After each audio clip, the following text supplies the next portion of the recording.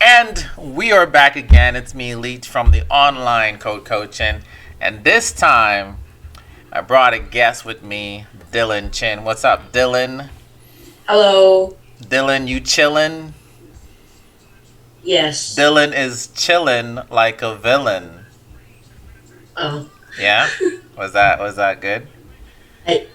I I'll think just take your word on it. I think Anyways. it was good. I think that was a pretty good joke. So in our last video, we created the movement for the our character here. Then we made it very similar to the Link Awakening here. So a very snappy movement where you can see where he kind of like turns left, turns right. Get a good view here. See when he just move. Oh, that's a really interesting place to find a sword. I had no idea. Anyways, so in today's video, we want to create that same type of movement. Well, actually, no, we already created the same type of movement. So what we're going to do is the animation now for it. And then I think next video would be, I think it'll be time to go into some of the camera, the smooth camera follow. So one thing to note is that Which animations are we going to be putting in? today we're gonna put in the idle. So when you're not moving, the idles, and then the walk or probably the run. I'm seeing here that there is probably the run because the walk. I think the walk is a bit too slow. So we're gonna use the little run animation that comes with this pack. This is not the character the final game product is gonna use. So I have to keep that in mind as the developer, that I just kind of want to code this and make sure that when Alex, who is the guy who's going to be providing all this graphics and stuff, when he gets the graphics and all the animation set up for me, that will be easy for me to kind of like just say, hey, point to this as the new idle, point to this as the new run. But I say we get it. Let's get it going. From the last video, you guys saw how this script was created. Reference to the character controller that is on the player. You can see right here. Then we simply say, hey, underscore controller equals this character controller, so that we can just simply pass in the horizontal and vertical movement to that controller and say, hey, do your job, move, and all we got to do is send it the direction. And then we times it by the speed and the seconds between, or the milliseconds between each refresh rate, to kind of make it not so fast. And then a little if condition here we put to create the same kind of like character face in the direction it's going. So if that's all you're really looking for, if you just want the character kind of face the direction you're going, something like this is all you need. Whatever your vector 3 is that you're using for your movement, just simply say, hey, if it's not 0 on XYZ, so vector 3.0 means if it's not 0, you see, shorthand for written vector 3, 0, 0, 0. So if it's not completely 0, it means you're moving. Therefore, we kind of just tell them to face the forward direction off the direction we're pressing. And this is a great spot to put the walk or run animation. And the else simply means if you are moving, so this means else you're not. At this point, it will be time to do an idle. So all we gotta do is set up the animations, link it to the script, and boom, we're good to go. So enough of me jibber jabbering. Let's actually put this into work. So to set up the animation though, first thing I'm gonna do is play a little bit with my beard because that's how I think. And then Twiddle your mustache a little. twiddle my mustache a little bit. Yes, yes, yes. So now we need a camera. That's exactly what we need. We need a camera, which in English is an animator controller. And this is where we can kind of like put all the animations in this one list, and we'll just call it player animation. If I double click and open it here, you can see it's empty. It just brings these 3 little nodes. And what I can do now is go back to that folder where I saw all the animations and pick out the ones I want. So I'll grab the idle one.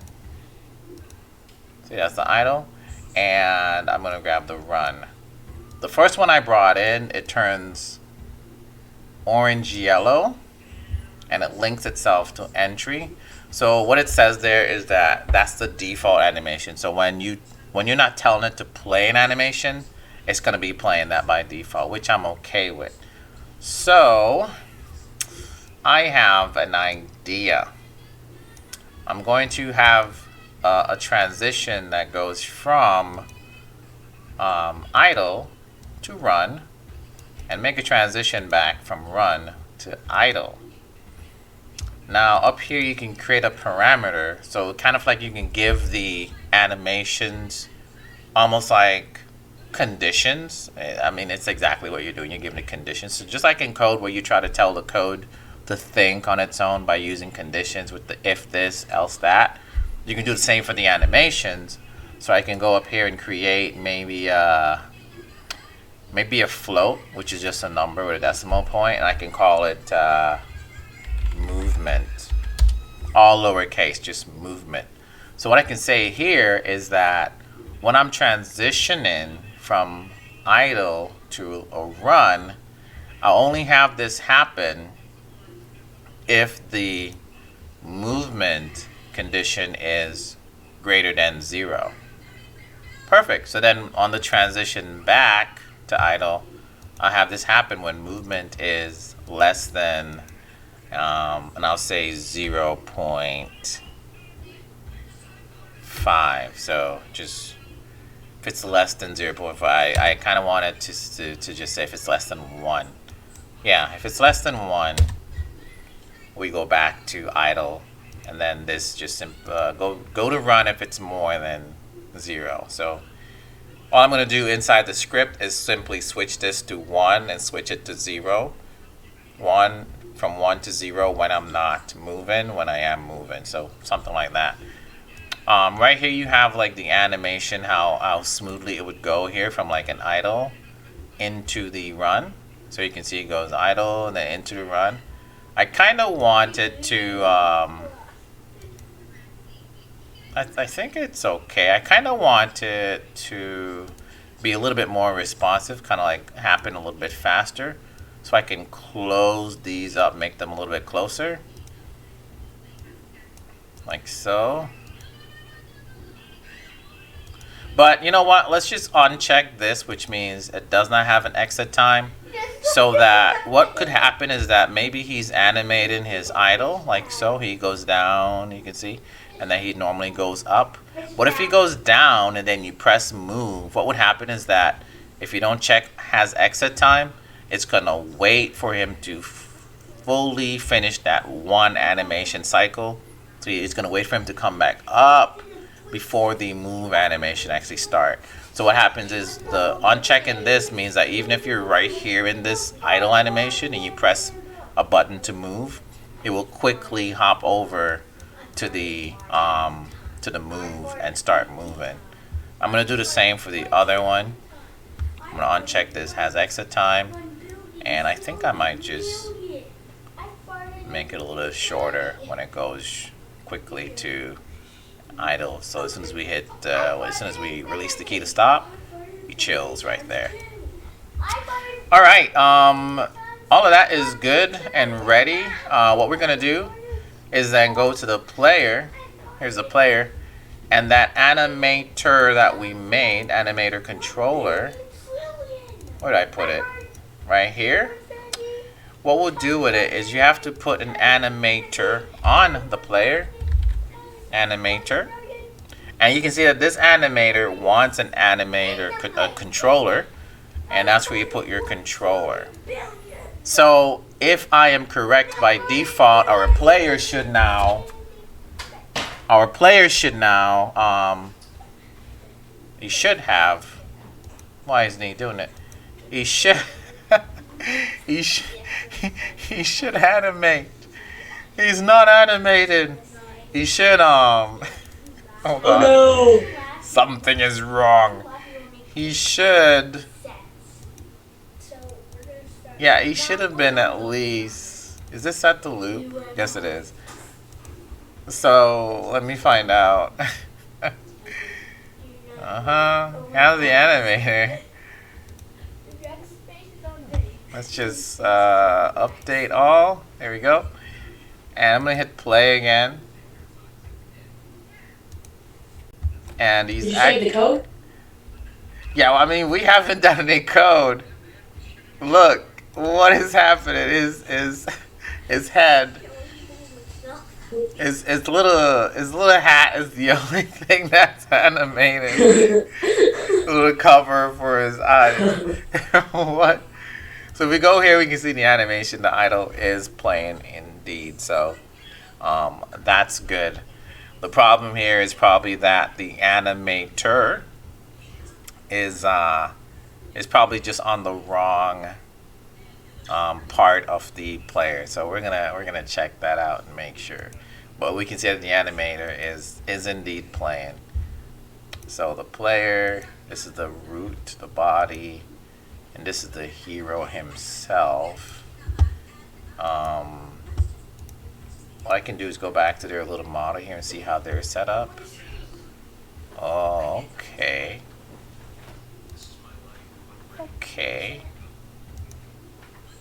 Okay, so let me also do the same. Let me just grab this, put that there. This is a skeleton structure so that the rest of his body could come into motion. And let's give it one more go. And there we go. Now he's fully animating. There you go. He's breathing a little hard there, buddy. Breathing kind of hard. He's had a rough day. The armor is kind of heavy. He's been standing around. Now you can see as I move around, he still just idles. The normal idle, normal breathing. Like so. But we want him to go into that run when he's moving. And we're going to hit that right now. So, if we recap here, we have an animator called player animation. And it's in this animator. And we have the script also here on him. All we got to do is make the script communicate with this. And then once it's communicating with that, it can simply go right here to this and change this value, which then makes the player run. If we can see here, if I hit play, go here, and just bring this window over here like so. As he's idling, we have this set up that if this goes more than 0, he goes to run. So you can see he's running. And then as long as it's less than 1, he goes back to idle. So we want the code to just do exactly what I just did manually. And that's going to be easy. We just need a variable for the animator. So let's do it. Just like before, we're going to do animator. And then let's just call it underscore animator. And I'll do what I did here with this. It's always best to keep your variables private. In this case, because this is going to be a real game that's going to be published. So we're just going to go ahead and as soon as the game starts, we then look for the animator on the player and connect them together to say, hey, our underscore animator is the one that's on the player as a component. So now that they're linked together, as we're moving here, we can simply go in here and say animator, and then we say we want to set that float. Then we got to give it the name of the float was movement, and then the value we want to give it is then 1. Right? We're gonna fix this to make it a little bit better. Then here we do the same thing, and then we just simply set it to 0. Oh. This is not the way we want to do it. I'm just going to show you that this does work. Okay, so now when we hit play, we're idling. I'm going to start moving, and now he actually moves when we move, and look at that. There's our Link's Awakening motion and movement coming together really well. What happens if you stop? If I stop, he stops. And goes back to his idle. That looks pretty cool. Thank you, Dylan, the villain that's chilling. Please gonna never work. say that I'm sentence gonna ever work on again. it. I'm gonna work on that joke. Yeah, you should. So that is nice, but that's actually not the way you would want to do this. You would actually want to simply, instead of setting it to 1, what you can do is this. I'm going to show you real quick. If I print movement, so this is the vector 3 that captures all of our movement. Just kind of want to show you this. If I print movement, bring open the console here, you can see 0, 0, 0, 0, 0. As soon as I press forward, okay. Oh, Oh no. let's just collapse it, make it easier. If I press forward or backwards, you can see that there's the z value that goes down to -1, and then that same z value, it went up to 1. But there's something else we can do with this. We can print the movement, and then we can say dot normalized. And what this is going to do to it is this. So instead of getting, watch this, when we press it, it gives us, it's not, that actually is not what we want. It's not what we want. This is actually not what we want. We want, let's get magnitude. Let's get magnitude. Let's print this one more time. There we go. So now it gives us a 0, and then the value never goes into the negative, so you can see how it kind of just climbs up. 0, 0, 0, 0, 0. When I press a button, it goes to 1. It goes up. It goes up. It goes up. And then when I stop, it goes back down. But it goes up, and it goes up quickly to 1 and back down. So it gives us just one value. It goes up to 1. And anytime we're moving, just goes up to 1. As soon as we stop, it goes back down. So what I could do here is simply do this. Take this magnitude and put it here as the value. And then take this code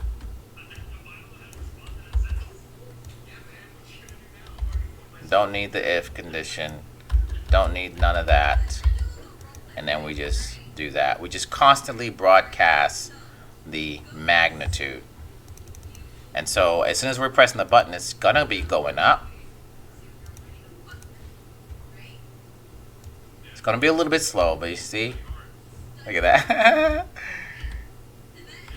We're gonna Why do do I that. just see his, whenever he turns, his feet just kind of spasm out. Yeah. And that's because of, this could be useful for. Link does a little bit of a charge, but as soon as we press stop, then he stops. What we want to do with the animation now is just come in here, and instead of saying 0, we can just say, as long as it's like, somewhere close to 0, greater than maybe that, or let's just say 0.4, and then we'll say as long as it's less than 0.3, back to idle, because we saw how the number kind of changed, and then there we go.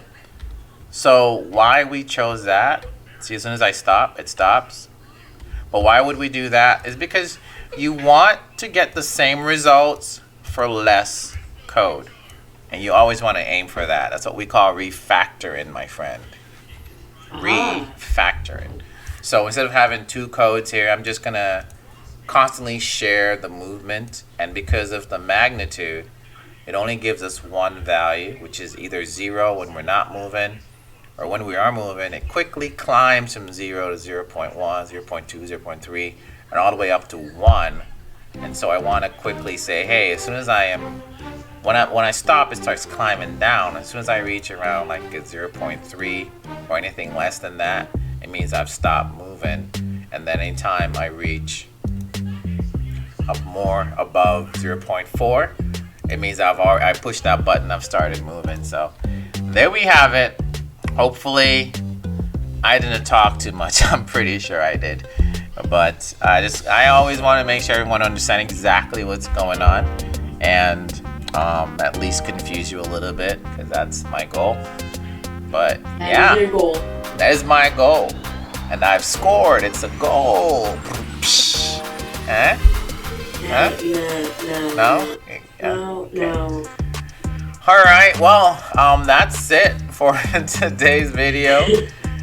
Thanks to Dylan Chin for joining us. Dylan's one of my students. We did a lot of Python together, and now Thank you, Leighton. Yes, anytime, man. Now we're gonna be doing a lot of Unity, and so we brought him in for this video because he had nothing better to do with his life, of course. Anyways. Oh, come on, man. Anyways, hit that subscribe button so that you'll be notified for the next video. You don't want to miss that. We're going to be tackling the camera. And also with Link going in and out of the houses and stuff. I think that's pretty cool when he goes in. And also that little jump. We might do that too. I'll talk to the guys at Suncastle Game to see if we're doing any of that.